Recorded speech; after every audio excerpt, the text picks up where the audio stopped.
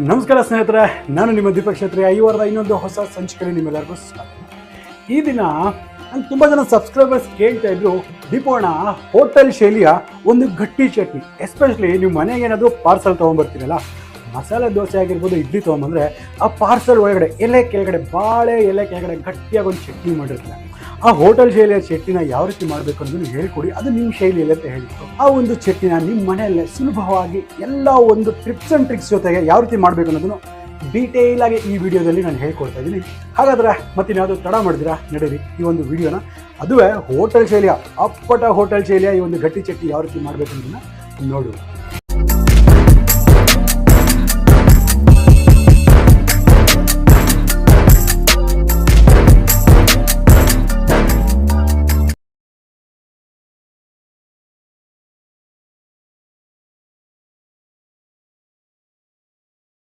ನೋಡಿ ಮಿತ್ರರೆ, ಇದಕ್ಕೆ ಇಷ್ಟು ಸಾಮಗ್ರಿ ಬೇಕಾಗುತ್ತೆ. ಇದರಲ್ಲಿ ಮೊದಲದಾಗಿ ಕಾಯಿ ತುರಿ ಅಂತಕ್ಕಂಥದ್ದು ಇದೆ ಅಲ್ವಾ, ಇದನ್ನು ನಾನು ಚೆನ್ನಾಗಿ ತುರಿದಿಟ್ಕೊಂಡಿದ್ದೀನಿ. ನೀವು ಬರೀ ತುರಿದಿರ್ತಕ್ಕಂಥದ್ದೇ ಅಲ್ಲ, ನೀವು ಕಟ್ ಸಹ ಮಾಡಿ ಇಟ್ಕೋಬೋದು. ಇದನ್ನು 1 ಕಪ್ಪು, ಈ ಪ್ರಮಾಣದಲ್ಲಿ 1 ಕಪ್ ತೊಗೊಂಡ್ರೆ ಇದರಲ್ಲಿ ಕರೆಕ್ಟಾಗಿ ಅರ್ಧದಷ್ಟು ಹುರಿಗಡಲೆ, ಕಡಲೆ ಪಪ್ಪು ಅಂತ ಕರಿತೀವಲ್ಲ, ಈ ಹುರಿಗಡಲೆ ಅಂತಕ್ಕಂಥದ್ದು ಎಕ್ಸಾಕ್ಟಾಗಿ ಇದರಲ್ಲಿ ಅರ್ಧದಷ್ಟು ಮಾತ್ರ ಇರಬೇಕು. ಈ ಅಳತೆ ಅಂತೂ ತುಂಬ ಅಂದರೆ ತುಂಬ ಇಂಪಾರ್ಟೆಂಟು. ಹಾಗೆ ಕೊತ್ತಂಬರಿ ಸೊಪ್ಪು, ಒಂದು ಸ್ವಲ್ಪ ಶುಂಠಿ, ನಿಮಗೆ ಎಷ್ಟು ಬೇಕೋ ಅಷ್ಟು ಹುಳಿಗೆ ಸ್ವಲ್ಪ ಹುಣಸೆ ಹಣ್ಣು, ಮತ್ತು ಇದು ಬಂದುಬಿಟ್ಟು ಬೆಳ್ಳುಳ್ಳಿ. ನಿಮ್ಗೆ ಎಷ್ಟು ಬೇಕೋ ಅಷ್ಟು ಹಾಕೋಬೋದು. ಇದು ಕಂಪ್ಲೀಟ್ ಆಪ್ಷನಲ್ ಸಹ ಇರುತ್ತೆ. ನೀವು ಬೇಡ ಅಂತ ಹೇಳಿದ್ರೆ ನೀವು ಕಂಪ್ಲೀಟಾಗಿ ಸ್ಕಿಪ್ ಸಹ ಮಾಡ್ಬೋದು. ನಿಮ್ಮ ಖಾರಕ್ಕೆ ತಕ್ಕಷ್ಟು ಹಸಿರು ಮೆಣಸಿನಕಾಯಿ, ನಿಮ್ಗೆ ಎಷ್ಟು ಹೀಟ್ ಬೇಕಾಗುತ್ತೋ ಅಷ್ಟು ನೀವು ಅಡ್ಜಸ್ಟ್ ಮಾಡ್ಕೋಬೋದು. ಇಲ್ಲಿ ನಾನು ಕಲ್ಲುಪ್ಪನ್ನ ತೊಗೊಂಡಿದ್ದೀನಿ. ಒಗ್ಗರಣೆಗೆ ಇಲ್ಲಿ ಸ್ವಲ್ಪ ಸಾಸಿವೆ ಆ್ಯಂಡ್ ದೆನ್ ಕರಿಬೇವಿನ ಸೊಪ್ಪು. ನೋಡಿದ್ರಲ್ಲ, ಇಷ್ಟು ಇಂಗ್ರೀಡಿಯೆಂಟ್ಸು ಇದ್ದರೆ ನಮಗೆ ಪರ್ಫೆಕ್ಟ್ ಆಗಿರ್ತಕ್ಕಂಥ ಈ ಒಂದು ಚಟ್ನಿಯನ್ನು ಮಾಡ್ಕೋಬೋದು. ಬಟ್ ಹೇಳ್ತಿದ್ದೀನಲ್ಲ, ಇದರಲ್ಲಿ ಅಳತೆಗಳಂದರೆ ತುಂಬ ಇಂಪಾರ್ಟೆಂಟ್. ಮೊದಲನೇದಾಗಿ ಏನಂತ ಹೇಳಿದ್ರೆ, ಕಾಯಿ, ನೀವು ಹಸಿ ಕಾಯಿ ಏನು ತೊಗೊಂಡಿದ್ದೀರಲ್ಲ, ಕಾಯಿ ಯಾವಾಗಲೂ ಸಹ ಫ್ರೆಶ್ ಆಗಿರ್ತಕ್ಕಂಥ, ಸ್ವಲ್ಪ ಬಲ್ತಿರ್ತಕ್ಕಂಥ ಕಾಯಿನ ನೀವು ಚೂಸ್ ಮಾಡ್ಕೋಬೇಕಾಗುತ್ತೆ. ಸ್ವಲ್ಪ ಸ್ವೀಟ್ ಇದ್ರೂ ಕೂಡ ಇಟ್ಸ್ ವೆರಿ ಗುಡ್. ಬಲ್ತಿರ್ತಕ್ಕಂಥ ಕಾಯಿನ ನೀವು ಚೂಸ್ ಮಾಡ್ಕೊಳ್ಳಿ. ಎರಡನೇ ಮುಖ್ಯವಾದ ಒಂದು ಅಂಶ ಏನಂತ ಹೇಳಿದ್ರೆ, ನೀವು ಆ ಒಂದು ಕಾಯಿನ ಫ್ರಿಜ್ಜಲ್ಲಿ ಇಟ್ಟಿರ್ತಕ್ಕಂಥ ಕಾಯಿನ ಯೂಸ್ ಮಾಡೋ ಹಾಗಿಲ್ಲ. ಯಾಕಂದರೆ ಅರ್ಧ ಏನಾದರೂ ಹೋಳು ಮಿಕ್ಕಿದ್ರೆ ನಾವು ಫ್ರಿಜ್ಜಲ್ಲಿ ಇಟ್ಬಿಟ್ಟಿರ್ತೀವಿ. ಆ ಫ್ರಿಜ್ಜಲ್ಲಿ ಇರ್ತಕ್ಕಂಥ ಕಾಯಿನ ಚಟ್ನಿಗೆ ಯೂಸ್ ಮಾಡೋಕ್ಕೆ ಹೋಗಬೇಡಿ. ಸೊ ಫ್ರೆಶ್ ಆಗಿರ್ತಕ್ಕಂಥ, ಅದುವೇ ಸ್ವಲ್ಪ ಬಲ್ತಿರ್ತಕ್ಕಂಥ ಕಾಯಿನ ನೀವು ಯೂಸ್ ಮಾಡಿ. ಮೂರನೇ ಪಾಯಿಂಟ್ ಬಂದುಬಿಟ್ಟು, ನೀವು ಎಷ್ಟು ಕಾಯಿ ತೊಗೊಂಡಿದ್ದೀರಾ, ಕಾಯಿ ತುರಿ ಅಥವಾ ಕಟ್ ಮಾಡಿರ್ತಕ್ಕಂಥ ಕಾಯಿನ ನೀವು ತೊಗೊಂಡಿದ್ದೀರಾ, ಅದರಲ್ಲಿ ಎಕ್ಸಾಕ್ಟ್ ಅರ್ಧದಷ್ಟು ಹುರುಗಡಲೆಯನ್ನು ತೊಗೋಬೇಕು, ಅಥವಾ ಕಡಲೆ ಪಪ್ಪು ಅಂತ ಕರೀತಾರೆ. ಅದನ್ನು ಅರ್ಧದಷ್ಟು ಮಾತ್ರ ನೀವು ಇದರಲ್ಲಿ ಯೂಸ್ ಮಾಡ್ಕೋಬೇಕಾಗುತ್ತೆ. ಈ ಪ್ರಪೋರ್ಷನ್ನ ನೀವು ಅರ್ಥ ಮಾಡ್ತೀವಿ. ಒಂದು ಕಪ್ ನೀವು ಕಾಯಿ ತುರಿ ತೊಗೊಂಡ್ರೆ ಅರ್ಧ ಕಪ್ನಷ್ಟು ಮಾತ್ರ ಹುರಿಗಡ್ಲೆನ ತೊಗೋಬೇಕಾಗಿತ್ತು.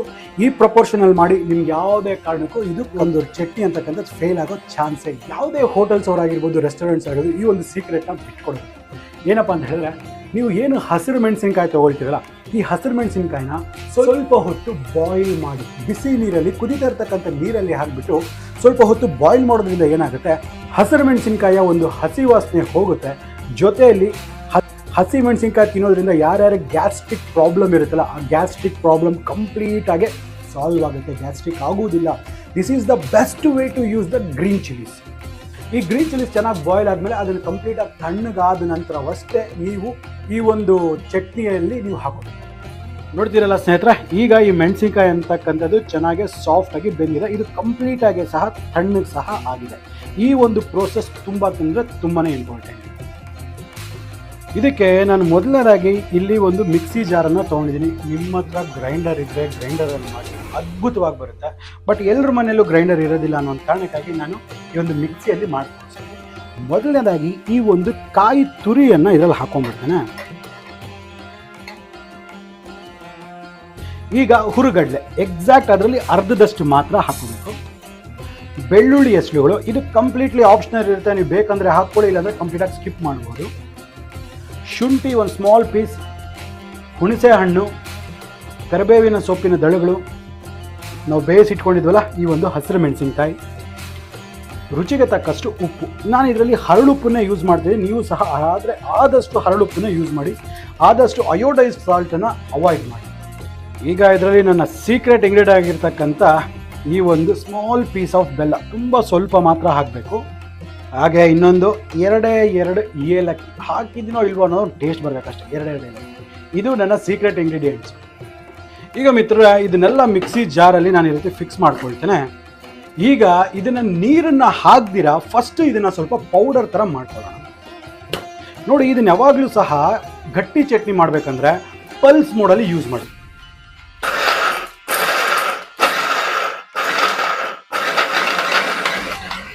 ಇನ್ನೊಂದು ತುಂಬ ಇಂಪಾರ್ಟೆಂಟ್ ವಿಚಾರ ಏನಂತ ಹೇಳಿದ್ರೆ, ನೀವು ಯಾವುದೇ ಮಸಾಲೆ ತೊಗೊಳ್ಳಿ, ಯಾವುದೇ ಚಟ್ನಿ ತೊಗೊಳ್ಳಿ, ನೀವು ಅದನ್ನು ಅರಿತಾ ಇದ್ದೀರಾ, ಗ್ರೈಂಡ್ ಮಾಡ್ತಿದ್ದೀರಾ ಅಂತ ಹೇಳಿದ್ರೆ one of the best method is ಗ್ರೈಂಡರಲ್ಲಿ ಅದನ್ನು ನೀವು ಅರಿತಕ್ಕಂಥದ್ದು. ಇಲ್ಲ ಅಂತ ಹೇಳಿದ್ರೆ ಹಳೆ ಕಾಲದ ಇರುತ್ತಲ್ಲ ರುಬ್ಬುಗುಂಡು, ಅದ್ರಲ್ಲಿ ಮಾಡಿದ್ರೆ ಬೆಟರು. ತುಂಬ ಜನಕ್ಕೆ ಅಷ್ಟು ಟೈಮ್ ಇರೋದಿಲ್ಲ, ಸೊ ಹಾಗಾಗಿ ಎಲ್ರಿಗೂ ಮಿಕ್ಸಿಯಲ್ಲಿ ಮಾಡ್ತಿಲ್ಲ.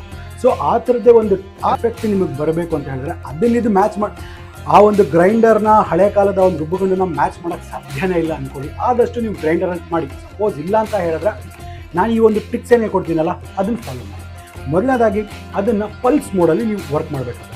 ಸೆಕೆಂಡ್ ಒಂದು, ನೀವು ಮಿಕ್ಸಿಲಿ ಯಾವುದೇ ಒಂದು ಪದಾರ್ಥನ ನೀವು ಗ್ರೈಂಡ್ ಮಾಡೋಕ್ಕೆ ಶುರು ಮಾಡಿದ್ರೆ ಆ ಹೈ ಸ್ಪೀಡ್ ಲೆವೆಲ್ಸಲ್ಲಿ ಏನಾಗುತ್ತೆ, ಪದಾರ್ಥಗಳೆಲ್ಲ ಹೀಟ್ ಆಗೋಕ್ಕೆ ಶುರು ಆಗುತ್ತೆ. ಸೊ ಅದು ಹೀಟ್ ಆಗಬಾರ್ದು ಅನ್ನೋ ಒಂದು ಕಾರಣಕ್ಕಾಗಿ ನಾನು ತುಂಬ ಸತಿ ಹೇಳ್ತೀನಿ, chilled water, completely chilled water, ice ವಾಟರ್ನ ಅದರಲ್ಲಿ ಯೂಸ್ ಮಾಡಿ. ಇಲ್ಲ ಅಂತ ಹೇಳಿದ್ರೆ ಅದ್ರ ಜೊತೆಗೆ ಒಂದು 3-4 ಐಸ್ ಕ್ಯೂಬ್ಸನ್ನು ಸಹ ಹಾಕೊಳ್ಳಿ. ಅದ್ರದ್ದು ಒಂದು ಫ್ಲೇವರು, ಕಲ್ಲರು ಪ್ರತಿಯೊಂದು ಇಂಟ್ಯಾಕ್ಟ್ ಆಗುತ್ತೆ. ಅಷ್ಟೇ ಅದ್ಭುತವಾಗಿ ಒಂದು ಟೇಸ್ಟ್ ಮಾಡಲಿಕ್ಕೆ ಹೆಲ್ಪ್ ಮಾಡುತ್ತೆ. ನೋಡಿ ಸ್ನೇಹಿತರೆ, ಈಗ ಇಷ್ಟು ಮಾತ್ರ ಒಂದು ಸ್ವಲ್ಪ ತರ್ತರಿಯಾಗಿ ಇದು ಪುಡಿಯಾಗಿ ಬಂದಿದೆ, ಕಾಣಿಸ್ತಾ ಇದೆ ಅಲ್ವಾ? ಇಷ್ಟು ಮಾತ್ರ ನೋಡಿ, ಈ ಥರ ಪುಡಿ ಆಗೋಕ್ಕಿಲ್ಲ. ಈಗ ನೀರು ಯಾವುದು ಉಪಯೋಗಿಸ್ಬೇಕು ಅಂತ ಹೇಳಿದ್ರೆ ಚಿಲ್ಡ್ ವಾಟರ್. ನೀವು ಫ್ರಿಜ್ಜಲ್ಲಿ ಇಟ್ಟಿರ್ತೀರಲ್ಲ, ಚಿಲ್ಡ್ ವಾಟರನ್ನು ಒಂದು ಸ್ವಲ್ಪ ಮಾತ್ರ ಉಪಯೋಗಿಸಿ, ಜಾಸ್ತಿ ನೀರನ್ನು ಹಾಕೋಬಾರ್ದು. ಇದನ್ನು ಸಹ ಅಷ್ಟೇ ಚಿಲ್ಡ್ ವಾಟರ್ ಹಾಕಿದ್ಮೇಲೆ ಮೆಲ್ಲಿಗೆ ಪಲ್ಸ್ ಮೋಡಲ್ಲಿ ಈ ರೀತಿ ಇವಾಗ ತೋರಿಸ್ತಿದ್ದೀನಲ್ಲ, ಈ ರೀತಿ ಇದರಲ್ಲಿ ಸ್ವಲ್ಪ ಪೇಷನ್ಸ್ ಬೇಕಾಗುತ್ತೆ. ಮಿಕ್ಸ್ ಮಾಡ್ತಾ ಇರಿ ಕಂಪ್ಲೀಟಾಗಿ, ಈ ಥರ ಮೇಲೆ ಕೆಳಗಡೆ ಹಿಂಗೆ ಮಾಡ್ತಾ ಇರಿ. ಇದಕ್ಕೆ ಇನ್ನು ಸ್ವಲ್ಪ ನೀರು ತಾಗುತ್ತೆ ಅಂದ್ಕೊಂಡಾಗ ಇನ್ನು ಸ್ವಲ್ಪ ನೀರನ್ನು ಹಾಕ್ಕೊಳ್ಳಿ. ಈ ಸಂದರ್ಭದಲ್ಲಿ ಈ ಟೈಮಲ್ಲಿ ನಾವೇನು ಮಾಡಬೇಕಾಗುತ್ತೆ, ಈ ಕೊತ್ತಂಬರಿ ಸೊಪ್ಪನ್ನು ಹಾಕ್ಕೊಳ್ಳಿ. ಯಾಕಂದರೆ ಮಿಕ್ಸಿಂಗ್ ಆಗಿರ್ಬೋದು, ಗ್ರೈಂಡಿಂಗ್ ಆಗಿರ್ಬೋದು ಈಗ ಚೆನ್ನಾಗಿ ಈಸಿಯಾಗಿ ಆಗುತ್ತೆ ಅನ್ನೋ ಒಂದು ಕಾರಣಕ್ಕಾಗಿ, ಮತ್ತು ಫ್ಲೇವರು ಸಹ ಅಷ್ಟೇ ಆಪ್ಟಿಮಮ್ ಆಗಿ ರಿಲೀಸ್ ಆಗುತ್ತೆ. ಸೊ ಈಗ ಹಾಕಿದ್ದೀವಲ್ಲ, ನೀರು ಸಹ ಇನ್ನು ಸ್ವಲ್ಪ ಹಾಕಿದ್ವಿ. ಈಗ ಇದನ್ನು ರುಬ್ಬಕ್ಕೆ ಶುರು ಮಾಡೋಣ ಪಲ್ಸ್ ಮೋಡಲ್ಲಿ.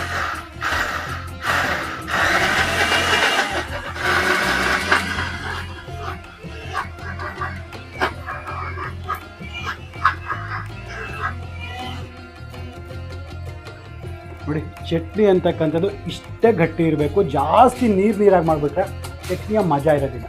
ನೋಡ್ತಿದ್ರಲ್ಲ ಯಾವ ರೀತಿ ಬರ್ತಾ ಇದೆ. ಇನ್ನೊಂದು, ಈ ಹೋಟೆಲ್ ಸ್ಟೈಲ್ ಚಟ್ನಿ ಮಾಡಬೇಕಂತ ಹೇಳಿದ್ರೆ ತುಂಬ ಸ್ಮೂತಾಗಿ ಇದನ್ನು ನೀವು ಗ್ರೈಂಡ್ ಮಾಡೋ ಹಾಗಿಲ್ಲ, ಇದನ್ನು ಸ್ವಲ್ಪ ತರ್ತರಿಯಾಗಿ ಇಡಬೇಕಾಗತ್ತೆ. ನೋಡಿ ಸ್ನೇಹಿತರೆ, ಈ ಒಂದು ಟೆಕ್ಸ್ಚರ್ನ ನೀವು ನೆನ್ಪಿಟ್ಕೋಬೇಕು. ನೋಡ್ತಿದ್ರಲ್ಲ, ಇಷ್ಟು ತರತರಿಯಾಗಿ ಇರಬೇಕಾಗತ್ತೆ, ಜಾಸ್ತಿ ಸ್ಮೂತ್ ಅಂತೂ ಮಾಡೋಕ್ಕೆ ಹೋಗ್ಬಿಡಿ. ಈಗ ನೋಡಿ ಇಷ್ಟೇ, ಇದು ಪರ್ಫೆಕ್ಟ್ ಆಗಿರ್ತಕ್ಕಂಥ ಈ ಒಂದು ಕಾಯಿ ಚಟ್ನಿ ಅಂತಕ್ಕಂಥದ್ದು ರೆಡಿ ಆಗಿದೆ. ಸೊ ಇದಕ್ಕೆ ಈಗ ಒಂದು ಸಿಂಪಲ್ ಆಗಿರ್ತಕ್ಕಂಥ ಒಂದು ಒಗ್ಗರಣೆನ ಯಾವ ರೀತಿ ಮಾಡಬೇಕು ಅಂತ ನೀವು ನೋಡ್ತಾ ಸ್ನೇಹಿತರೆ. ಈಗ ಈ ಒಗ್ಗರಣೆಗೆ ಸಿಂಪಲ್ ಆಗಿ ಒಂದು ಒಗ್ಗರಣೆ ಮಾಡೋಣ. ಇದಕ್ಕೆ ಈ ಥರ ಒಂದು ಒಗ್ಗರಣೆ ಆಗ್ತಕ್ಕಂಥ ಒಂದು ಬಾಣಲೆ ಅಂತ ತೊಗೊಂಡಿದ್ದೀನಿ. ಇದರಲ್ಲಿ ಎಣ್ಣೆ ಜಸ್ಟ್ ಒಂದೇ ಒಂದು ಸ್ಪೂನ್ ಆಗಿದ್ರೆ ಸಾಕಾಗುತ್ತೆ, ಎಣ್ಣೆ ಜಾಸ್ತಿ ಹಾಕೋಬೇಡಿ. ಎಣ್ಣೆ ಸ್ವಲ್ಪ ಕ್ಲೀನಾಗೆ ಚಂದ ಬಿಸಿ ಆಗಲಿಕ್ಕೆ ಬಿಡುವ. ನೋಡಿ ಮಿತ್ರರೇ, ಎಣ್ಣೆ ಚಂದ ಬಿಸಿಯಾಗಿದೆಲ್ಲ, ಈ ಸಂದರ್ಭದಲ್ಲಿ ಈ ಒಂದು ಸಾಸಿವೆ ಏನಿದೆ, ಈ ಸಾಸಿವೆನ ಹಾಕೊಳ್ಳಿ.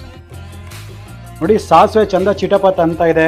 ಈಗ ಈ ಕರಿಬೇವಿನ ಸೊಪ್ಪನ್ನ ಒಂದು ಹೆಸರನ್ನ ಹಾಕೊಳ್ತೀನಿ. ಇಷ್ಟೇ ಒಗ್ಗರಣೆ, ಎಕ್ಸ್ಟ್ರಾರ್ಡಿನರಿ ಏನೂ ಇಲ್ಲ, ಇಷ್ಟೇ ಸಿಂಪಲ್ ಆಗಿಡಿ. ಮ್ಯಾಕ್ಸ್ ಎಷ್ಟು ಸಿಂಪಲ್ ಇರುತ್ತೋ ಅಷ್ಟು ಪರ್ಫೆಕ್ಟು. ಫ್ಲೇಮನ್ನು ಆಫ್ ಮಾಡ್ಕೊಳ್ತೇನೆ. ಈಗ ಈ ಒಗ್ಗರಣೆಯನ್ನೆಲ್ಲ ಈ ಒಂದು ಚಟ್ನಿ ಮೇಲೆ ಈ ರೀತಿ ಹಾಕೊಳ್ಳೋದು. ಇಷ್ಟಪ್ಪ, ಹೋಟೆಲ್ ಶೈಲಿಯ ಒಂದು ಗಟ್ಟಿ ಚಟ್ನಿ ಅಂತಕ್ಕಂಥದ್ದು ರೆಡಿ ಆಗಿದೆ. ನೋಡಿ ಏನು ಪರ್ಫೆಕ್ಟ್ ಆಗಿ ಬಂದಿದೆ ಅಂದ್ಬಿಟ್ಟು, ಆ ಟೆಕ್ಸ್ಚರ್ ನೋಡಿ ಏನು ಕ್ಲಾಸ್ ಆಗಿ ಬಂದಿದೆ ಅಂದ್ಬಿಟ್ಟು ನೋಡ್ತಿದ್ದೀರಲ್ವಾ ಯಾವ ಮಟ್ಟಕ್ಕಿದೆ ಅಂದ್ಬಿಟ್ಟು. ನೀವು ಹೋಟೆಲಲ್ಲಿ ಏನು ಮಾಡ್ತೀರಾ, ಅಪ್ಪಟ ಹೋಟೆಲ್ ಶೈಲಿಯ ಈ ಒಂದು ಚಟ್ನಿ ಮನೆಯಲ್ಲೇ ನೀವು ಮಾಡ್ಕೋಬೋದು. ನಾನು ಹೇಳಿರ್ತಕ್ಕಂಥ ಕೆಲವು ಇಂಪಾರ್ಟೆಂಟ್ ರೂಲ್ಸ್ ಮತ್ತು ನಾನು ಹೇಳಿರ್ತಕ್ಕಂಥ ವಿಧಾನನ ನೀವು ಫಾಲೋ ಮಾಡಿದ್ರೆ ನೋಡಿದ್ರಲ್ಲ ಸ್ನೇಹಿತರೆ, ಇಷ್ಟು ಸುಲಭ ಈ ಒಂದು ಹೋಟೆಲ್ ಶೈಲಿಯ ಒಂದು ಗಟ್ಟಿ ಚಟ್ನಿ ಮಾಡ್ತಕ್ಕಂಥದ್ದು. ನೋಡ್ತಿದ್ರಲ್ಲ ಎಷ್ಟು ಅದ್ಭುತವಾಗಿ ಬಂದಿದೆ ಅಂದ್ಬಿಟ್ಟು. ನಾನು ಹೇಳಿರ್ತಕ್ಕಂಥ ಪ್ರತಿಯೊಂದು ಟಿಪ್ಸ್ ಆ್ಯಂಡ್ ಟ್ರಿಕ್ಸ್ನ ನೀವು ಫಾಲೋ ಮಾಡಿ, ಖಂಡಿತ ನಿಮಗೆ ಒಂದು ಅದ್ಭುತವಾದ ಚಟ್ನಿ ಬರೋದಂತೂ ಗ್ಯಾರಂಟಿ. ಇದನ್ನು ಇಡ್ಲಿ, ದೋಸೆ, ಚಪಾತಿ, ಪರೋಟ ನೀವು ಏನೇಂದ್ರೂ ತಿನ್ಬೋದು. ಎಲ್ಲ ಜೊತೆನೂ ಮಜಾ ಮಾಡಿ. ಅಲ್ಟಿಮೇಟ್ ಆಗಿರುತ್ತೆ. ತುಂಬ ಅಂದರೆ ತುಂಬ ಈಸಿ. ನೀವು ಕೇಳೋದಕ್ಕೆ ಈ ಒಂದು ರೆಸಿಪಿನ ಹೇಳ್ಕೊಟ್ಟಿದ್ದೀನಿ. ನಿಮಗಿನ್ನ ಯಾವ ರೆಸಿಪೀಸ್ ಬೇಕೋ ನನ್ನ ಕಮೆಂಟ್ ಸೆಕ್ಷನಲ್ಲಿ ಕಮೆಂಟ್ ಮಾಡಿ ಹೇಳಿ.